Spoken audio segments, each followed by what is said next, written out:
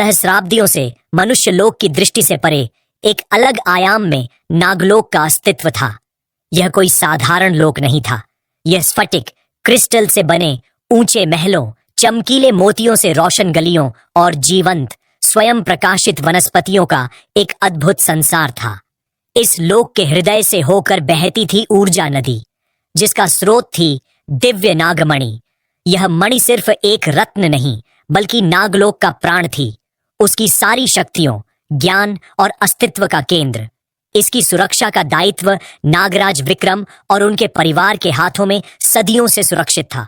उनकी एकमात्र संतान राजकुमारी नयना नागलोक के प्रतिबिंब की तरह ही तेजस्वी और मनमोहक थी।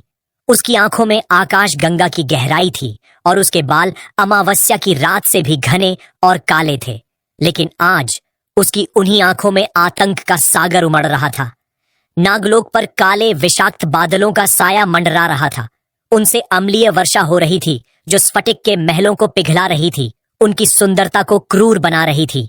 हवा में जले हुए मांस, ओजोन और अनकहे डर की तीखी गंध फैली हुई थी। भैरव, मनुष्य लोक का एक महत्वाकांक्षी और क्रूर तांत्रिक, ने आक्रमण कर दिया था। भैरव ने वर्षों की कठोर तपस्या और निषिद्ध काले जादू से ऐसी शक्तियां अर्जित कर ली थीं जो देवताओं को भी चुनौती दे सकती थी। उसकी सेना में काल राक्षस थे, धुएं, नफरत और अंधकार से जन्मे भयावह प्राणी, जिनकी लाल दहकती आंखें किसी भी जीवित आत्मा को झुलसा सकती थीं। नयना ने अपने पिता को अपनी आंखों के सामने युद्ध करते देखा। नागराज विक्रम एक विशाल सहस्र फन वाले नाग के रूप में भैरव से लोहा ले रहे थे, लेकिन तांत्रिक की शक्तियां अनोखी और घातक थीं। वह काले जादू से ऐसी अस्त्र शक्तियों का आह्वान कर रहा था जो नाग प्रजाति के लिए विष के समान थे। नयना, भागो! नागराज अंत में चीखे, जब भैरव का एक काला ऑब्सिडियन तीर उनके दिव्य शरीर को भेद गया। नागमणि को ले जाओ, उसे किसी भी कीमत पर बचाना है। मनुष्य लोक में चली जाओ, वहां वह तुम्हें ढूंढ नहीं पाएगा। यह हमारा आदेश है। विक्रम की पत्नी रानी वसुंधरा ने अपने आखिरी श्वास से एक सुरक्षा कवच बनाते हुए नयना को एक गुप्त मार्ग की ओर धक्का दिया। जाओ पुत्री, हमारा वंश और हमारी धरोहर जिंदा रहनी चाहिए। आंखों में अपने परिवार और प्रजा के विनाश का दृश्य लिए नयना ने अपने पिता से मिली एक छोटी सी सर्प आकृति अंगूठी को घुमाया। उस अंगूठी में नागमणि का एक सूक्ष्म अंश था, जो एक आपातकालीन पोर्टल खोल सकता था। एक सुनहरे भंवर जैसे रंग का द्वार खुला। उसने एक आखिरी बार अपने तबाह होते घर, अपने मरते हुए लोगों को देखा और फिर उस अनजान द्वार के अंदर कूद गई। पोर्टल बंद होते ही उसकी चेतना भी लुप्त हो गई। वह मनुष्य लोक के एक घने अनजान जंगल की नम जमीन पर गिरी। उसका दिव्य नागिन रूप एक साधारण घायल युवती में बदल चुका था। जंगल की अपनी एक अलग दुनिया थी, अपने नियम और अपना संगीत। पेड़ पौधे, पशु पक्षी, सब एक अनोखे अदृश्य संतुलन में बंधे हुए थे।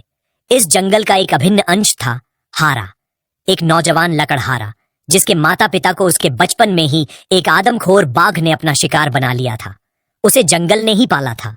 वह पेड़ों की खामोश भाषा समझता था और हवा के बदलते रुख को पढ़ सकता था।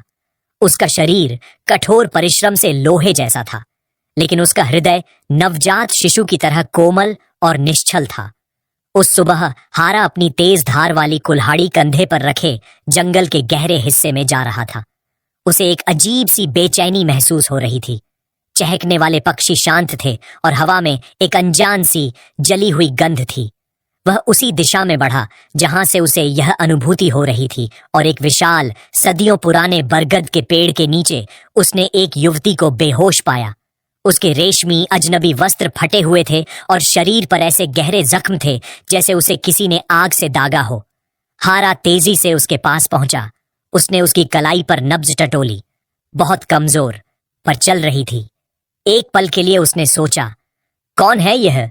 स्वर्ग से गिरी कोई अप्सरा या वन देवी? उसका सौंदर्य इस लोक का नहीं लग रहा था, लेकिन उसकी दयनीय हालत देखकर हारा के दिल में करुणा का सागर उमड़ पड़ा। बिना एक क्षण भी गंवाए उसने उस युवती को अपनी मजबूत बाहों में उठाया और अपनी छोटी सी झोपड़ी की तरफ चल पड़ा, जो जंगल के बीच एक शांत कल कल करती नदी के किनारे स्थित थी। वहां उसने युवती को अपनी खटिया पर लिटाया, जो सूखी घास और पत्तों से बनी थी, उसने जख्मों को गुनगुने पानी से साफ किया और संजीवनी नाम की एक दुर्लभ जड़ी बूटी का लेप लगाया, जिसके रहस्यमय गुणों के बारे में उसके पूर्वजों ने उसे बताया था। कई घंटों तक वह उसके पास बैठा रहा, उसके माथे पर गीली पट्टियां रखता रहा। रात गुजर गई, फिर अगले दिन की दोपहर हो गई। तब जाकर युवती ने अपनी पलकें झपकाईं। नयना ने आंखें खोलीं तो उसे अपनी झोपड़ी की कच्ची लकड़ी की छत दिखी। उसकी नाक में गीले पत्तों, लकड़ी के धुएं और जड़ी बूटियों की हल्की खुशबू आई।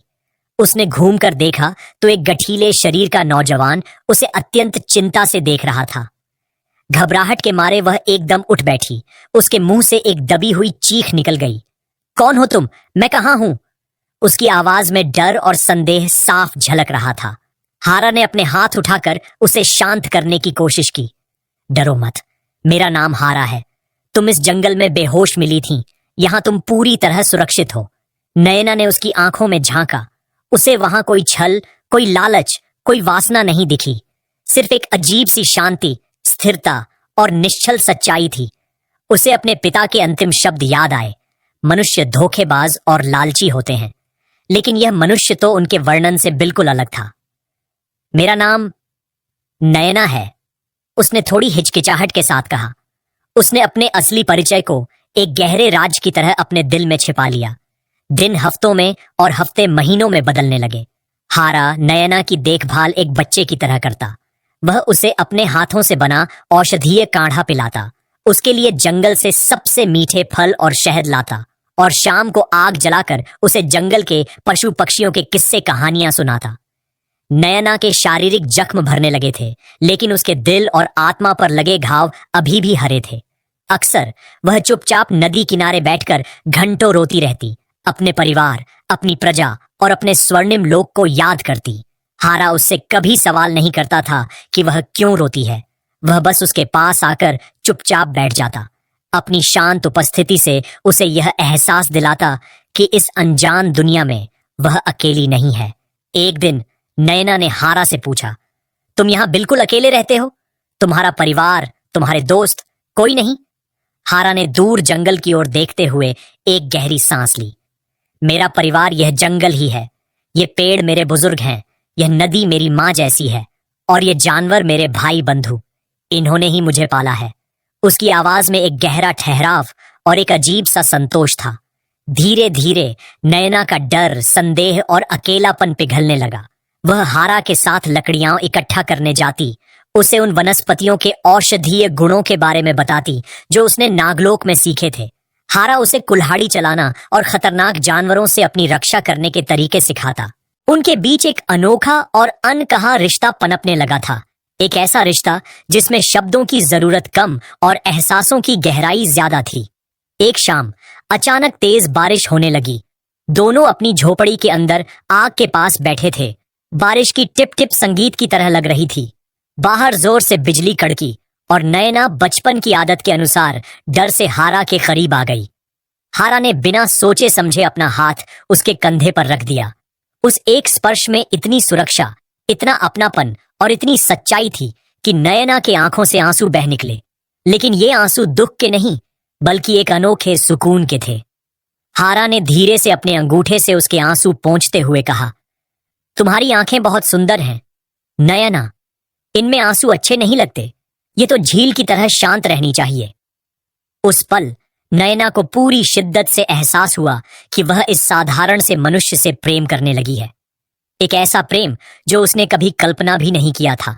एक ऐसा प्रेम जो दो अलग अलग दुनियाओं की दीवारों को लांघ चुका था। वह भूल गई थी कि वह एक नागिन है और वह एक मनुष्य। उसके लिए वह सिर्फ उसका हारा था। उनकी इस शांत और सुंदर दुनिया में खतरा दस्तक देने वाला था। भैरव ने पूरे नागलोक को एक अंधकार लोक में तब्दील कर दिया था। एक ऐसी जगह जहां रोशनी नहीं थी, सिर्फ पीड़ा और नफरत थी। लेकिन उसे अब भी नागमणि नहीं मिली थी। अपने काले जादू से उसने पता लगा लिया था कि राजकुमारी नयना जिंदा है और मनुष्य लोक में कहीं छिपी है। उसने अपने सबसे विश्वास पात्र और शक्तिशाली चेलों, दो काल राक्षसों को धरती पर भेजा। जिधर से भी वह गुजरते, वहां की जमीन बंजर हो जाती, पेड़ पौधे सूख जाते और जीव जंतु बेजान होकर गिर जाते। हारा ने जंगल में इन अशुभ बदलावों को महसूस करना शुरू कर दिया था। पेड़ बिना किसी कारण के अपनी पत्तियां गिरा रहे थे। नदी का पानी अजीब तरह से काला और दुर्गंधित हो गया था। जानवर जंगल के उस हिस्से से दूर भाग रहे थे। उसे किसी भयंकर अनहोनी का आभास हो रहा था। एक रात पूर्णिमा का चांद काले बादलों के पीछे छिपा हुआ था, जैसे वह आने वाले आतंक को देखना नहीं चाहता हो। हारा और नयना अपनी झोपड़ी में थे जब उन्हें बाहर से एक अजीब सी कान फाड़ने वाली सरसराहट सुनाई दी। यह हवा की आवाज नहीं थी, यह अंधेरे की आवाज थी। हारा ने अपनी कुल्हाड़ी उठाई और दरवाजा खोला। सामने दो विशाल धुएं और परछाइयों से बनी आकृतियां खड़ी थीं। उनकी आंखें दहकते हुए अंगारों की तरह थीं। उन्हें देखकर ही किसी का भी हृदय गति रुक जाती। नैना, तुम भीतर ही रहना, दरवाजा बंद कर लो। हारा चिल्लाया और उन पर हमला करने के लिए दौड़ा। उसने अपनी पूरी ताकत से कुल्हाड़ी एक राक्षस पर मारी, लेकिन वह उसके जिस्म के आर पार निकल गई जैसे वह हवा से बना हो। राक्षसों ने एक साथ हारा पर हमला किया और उसे अपने धुएं जैसे हाथों से जकड़ लिया। हारा का दम घुटने लगा। उसकी आंखों के सामने अंधेरा छाने लगा। झोपड़ी के अंदर से नयना यह सब देख रही थी। अपने प्रेम को मौत के मुंह में जाते देखकर उसके अंदर का सब्र और संयम का बांध टूट गया। उसके अंदर का नागिन रूप, जो अब तक उसके दुख और डर के कारण सोया हुआ था, गुस्से, प्यार और कर्तव्य की ज्वाला से प्रचंड रूप से जाग उठा। अब वह राजकुमारी नहीं, एक योद्धा थी, एक प्रलय थी। वह बाहर आई। उसकी शांत आंखें अब लाल अंगारों में बदल चुकी थीं। छोड़ दो उसे। वह एक ऐसी आवाज में गरजी जो मनुष्य की नहीं हो सकती थी। वह गर्जना आत्मा को भी कंपा सकती थी। काल राक्षसों ने एक क्रूर हंसी के साथ उसकी ओर देखा, लेकिन अगले ही पल उनकी हंसी उनके गले में ही अटक गई। नैना के चारों ओर एक सुनहरी आभा फैलने लगी। उसका शरीर लंबा होने लगा। उसकी कोमल त्वचा पर सुनहरे रंग के शल्क, स्केल्स उभरने लगे। देखते ही देखते वह एक विशाल 5 फन वाले इच्छाधारी नागिन के रूप में आ गई। उसका आकार इतना बड़ा था कि उसने बादलों में छिपे चांद को भी ढक लिया था। हारा, जो राक्षसों की पकड़ में था, अपनी आंखों पर विश्वास नहीं कर पाया। यह दृश्य डरावना था, लेकिन अजीब तरह से दिव्य और खूबसूरत भी। जिस कोमल सी लड़की से उसे प्रेम हुआ था, वह यह प्रचंड और तेजस्वी रूप भी थी। नैना ने एक फन से फुंकार मारी, जिससे आग नहीं बल्कि दिव्य ऊर्जा का एक ज्वाला निकला। काल राक्षस चीखते हुए उस ऊर्जा में जलकर राख हो गए, जैसे उनका कभी अस्तित्व ही न था। खतरा टल चुका था। नैना वापस अपने मनुष्य रूप में आ गई। वह जमीन पर घुटनों के बल बैठ गई और फूट फूट कर रोने लगी। वह हारा की तरफ देखने की हिम्मत नहीं कर पा रही थी। उसे लगा अब सब कुछ खत्म हो गया। हारा उससे डरेगा, उससे नफरत करेगा, उसे छोड़कर चला जाएगा। मैं एक राक्षस हूं। हारा एक धोखेबाज। हारा धीरे धीरे लंगड़ाता हुआ उसके पास आया। उसने नयना को अपने हाथों से उठाया और उसके आंसुओं को पोंछा। उसने उसके माथे को चूमा और कहा, तुम राक्षस नहीं हो नयना, तुमने मेरी जान बचाई है। तुम जो भी हो, जैसी भी हो, मैं तुमसे प्रेम करता हूं। तुम्हारे इस रूप से भी और तुम्हारे उस रूप से भी, हमेशा करूंगा। हारा के शब्दों ने नैना के टूटे हुए दिल को जैसे अमृत से सींच दिया। उसने हारा को कस के गले लगा लिया। आज उसे सच्चा साथी मिल गया था, जो उसके रूप से नहीं, उसकी आत्मा से प्रेम करता था। उस रात नैना ने हारा को अपना सारा सच बता दिया। नागलोक, नागमणि, भैरव, सब कुछ। हारा ने सब कुछ अत्यंत शांति और धैर्य से सुना। जब नैना ने अपनी बात खत्म की तो उसने एक अटल निश्चय से कहा, तो हम लड़ेंगे। मैं तुम्हारे साथ तुम्हारी दुनिया के लिए लड़ूंगा। नैना ने उसके चेहरे को अपने हाथों में लिया। हारा, वह एक तांत्रिक है। उसकी शक्तियां अपरंपार हैं। तुम एक साधारण मनुष्य हो, तुम उसका सामना कैसे करोगे? तो मुझे असाधारण बना दो। हारा ने उसकी आंखों में देखते हुए कहा, मुझे अपनी शक्ति दो नयना, मुझे अपने लोगों की शक्ति दो, उनका ज्ञान दो। मैं तुम्हारी दुनिया को बचाने के लिए कोई भी कीमत चुकाने को तैयार हूं। नयना जानती थी कि यह असंभव के निकट है। नागलोक की दिव्य शक्ति किसी मनुष्य के शरीर में समाहित करना प्रकृति के नियमों के खिलाफ था। इसका अंजाम हारा के लिए घातक हो सकता था, लेकिन हारा की आंखों में उसे इतना अटूट विश्वास, प्रेम और समर्पण दिखा कि उसने यह खतरा उठाने का फैसला कर लिया। वह हारा को जंगल के उस गुप्त हिस्से में ले गई, जहां जमीन से एक हल्की नीले रंग की ऊर्जा निकलती थी। यह उसके पोर्टल का अवशेष था, जहां दो दुनियाओं की ऊर्जा अब भी मिलती थी। नयना ने अपने खून से जमीन पर एक प्राचीन जटिल नागमंडल सर्पेंटाइन सिजिल बनाया और हारा को उसके बीच में आंखें बंद करके बैठने को कहा। उसने प्राचीन नाग मंत्रों का उच्चारण शुरू किया। उसकी आवाज में सदियों का ज्ञान, शक्ति और पीड़ा थी। उसने अपनी एक उंगली अपने दांतों से काटकर अपने दिव्य खून की 7 बूंदें हारा के होठों पर रखीं। इसे पी लो मेरे प्रेम, उसने धीरे से कहा। जैसे ही हारा ने वह बूंदें पीं, उसके शरीर में जैसे हजारों जलती हुई सुइयां एक साथ चुभ गईं। उसे असीम पीड़ा हुई। ऐसा लगा जैसे उसकी हड्डियां टूटकर जुड़ रही हैं, उसकी नसों में लावा बह रहा है। वह चीखना चाहता था, लेकिन उसके मुंह से आवाज नहीं निकली। नैना मंत्रों का जाप करती रही। उसकी आंखों से आंसू बह रहे थे, लेकिन वह रुकी नहीं। मंडल से नीली रोशनी निकलकर हारा के शरीर में समाने लगी। यह नागलोक के पूर्वजों की संचित शक्ति थी, जो नैना अपने प्रेम के लिए एक मनुष्य को दे रही थी। पूरी रात यह कठिन अनुष्ठान चला। सुबह जब सूरज की पहली किरण ने धरती को छुआ तो रोशनी शांत हुई। हारा बेहोश पड़ा था। नयना ने डरते हुए उसके पास जाकर उसकी नब्ज चेक की। वह चल रही थी, पहले से कहीं ज्यादा शक्तिशाली। कुछ देर बाद हारा ने आंखें खोली। उसकी आंखों का रंग अब जंगल की तरह गहरा हरा हो गया था और उनमें एक अद्भुत चमक थी। वह उठकर खड़ा हुआ। उसे सब कुछ अलग लग रहा था। उसे 1 मील दूर फूल पर बैठी मधुमक्खी के पंखों की थरथराहट सुनाई दे रही थी। उसे जमीन के अंदर बहते पानी का संगीत महसूस हो रहा था। उसने अपनी मुट्ठी भींची तो उसे लगा कि वह पत्थर को भी राख में बदल सकता है। नैना, उसने अपनी आवाज सुनी, जो पहले से ज्यादा गहरी और प्रभावशाली थी। मैं सब कुछ महसूस कर सकता हूं। मैं जंगल की धड़कन सुन सकता हूं। नैना ने मुस्कुराकर कहा, अब तुम सिर्फ एक लकड़हारे नहीं हो हारा, तुम नागलोक के अंश हो। तुम अब अरण्य रक्षक हो, जंगल के रक्षक और मेरे साथी। शक्तियां प्राप्त करने के बाद उन्होंने भैरव को ललकारने की तैयारी की। नयना जानती थी कि भैरव को सिर्फ उसकी दुनिया में ही हराया जा सकता है, जिसे उसने अंधकार लोक बना दिया था। उसने अपनी बची हुई शक्तियों से एक आखिरी बार पोर्टल खोला। अंधकार लोक में जमीन सूखी और दरारों से भरी थी।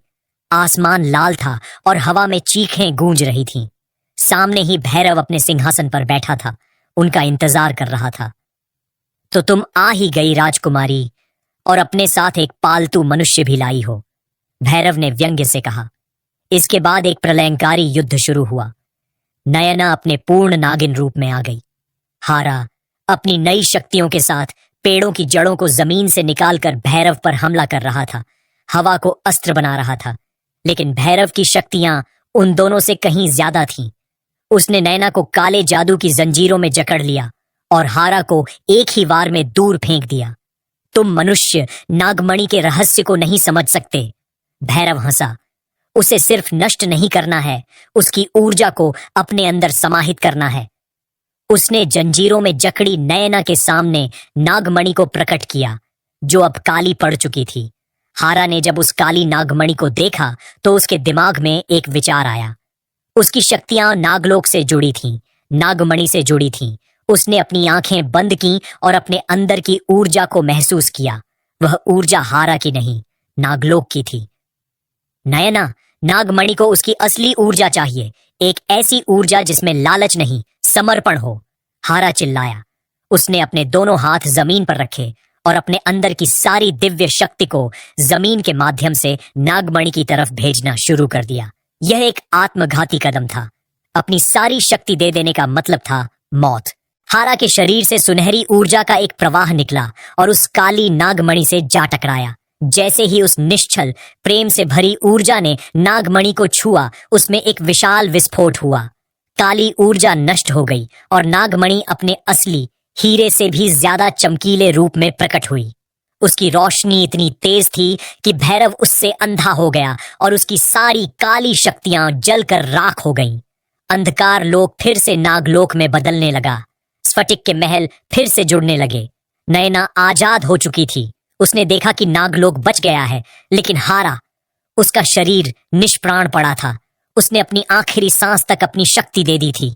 नयना रोते हुए उसके निष्प्राण शरीर से लिपट गई। नहीं हारा, तुम मुझे छोड़कर नहीं जा सकते। तभी पुनर्जीवित नागमणि हवा में तैरती हुई उनके पास आई। उससे एक दिव्य किरण निकली और हारा के शरीर में समा गई। भविष्यवाणी थी कि एक मनुष्य नागलोक को बचाएगा, यह नहीं लिखा था कि वह मनुष्य मरेगा। नागमणि ने अपने रक्षक को उसके त्याग का पुरस्कार दिया। हारा ने धीरे धीरे आंखें खोलीं।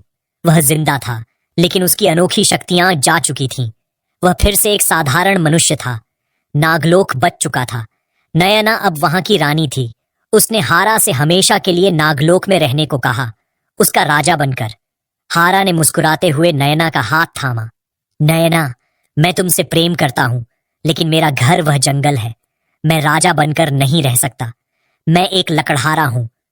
नयना की आंखों में आंसू आ गए, लेकिन तभी हारा ने कहा, पर अब मैं सिर्फ एक लकड़हारा नहीं, मैं वह मनुष्य हूं जिसने नागलोक को देखा है, जिसने तुमसे प्रेम किया है। मैं दोनों दुनियाओं के बीच का पुल बनूंगा। मैं मनुष्य लोक में रहूंगा, लेकिन मेरा दिल हमेशा तुम्हारे साथ नागलोक में रहेगा। और इस तरह उनकी प्रेम कहानी अमर हो गई। हारा जंगल में रहता, मनुष्य लोक की रक्षा करता और नयना नागलोक पर एक न्यायप्रिय रानी की तरह राज्य करती। लेकिन उनके दिल हमेशा एक आयाम से दूसरे आयाम तक प्रेम के एक अदृश्य अटूट धागे से जुड़े रहे। और हर पूर्णिमा की रात रानी नयना अपने प्रेम से मिलने धरती पर उस जंगल में जरूर आती,